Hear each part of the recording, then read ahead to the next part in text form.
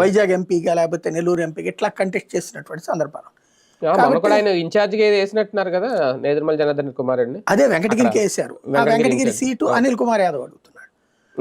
ఇటు నేదురుమల్లి జనార్దన్ రెడ్డి అతన్ని ఎంపీగా పెడితే బాగుంటుంది అన్నటువంటిది అనిల్ యాదవ్ జగన్ దగ్గర చెప్పుకొస్తున్నటువంటిది.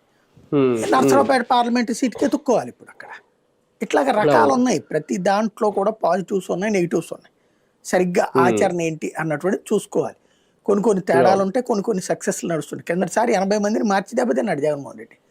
ఈసారి అందులో కొంతమందికి మళ్ళీ పాత ప్లేసులు ఇప్పుడు లైక్ వెల్లంపల్లిని విజయవాడ వెస్ట్ నుంచి చేస్తాడా లేదా ఇలాంటివి రాయొచ్చు. వెల్లంపల్లి భవిష్యత్తు ఏంటి, అక్కడ పక్కన అతని పేరేంటి మహేష్ ఎవరు ఉన్నారు కదా, అతను తిరుగుతున్నాడు, జనసేన నుంచి వచ్చినటువంటి అతను, నగరాల సామాజిక వర్గానికి సంబంధించిన వ్యక్తి. ఇతనేం వైశ్యాసు, నగరాలు వైశ్యాసు పోటాపోటీగా ఉంటారు అక్కడ. ఇట్లాంటి సందర్భంలో ఏం చేస్తారు?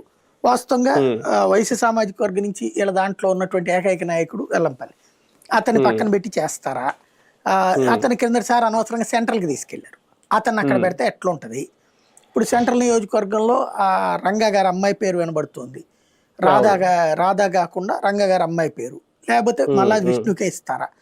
ఇట్లాంటివి రాయొచ్చు. మల్లాది విష్ణు పేరు రాయొచ్చు, వెల్లంపల్లి పేరు రాయొచ్చు. ఇట్లాంటి కొడాల నాని పేరు రాసి అంతకంటే వేరితనం లేదు. వార్త ఏదో రాయాలని రాశారనడానికి సాక్ష్యం అది. కొడాల నాని గుడివాడ విషయంలో ఎక్కడ తేడా ఉంది? ఇంకెవడున్నాడని అక్కడ పోటీకి నాని ఇంకో చోటకి ఎక్కడికి పోమనమంటారు. కాబట్టి ఏదో గుడ్డెది చేలో పడ్డట్టు రాసి పడేశారు.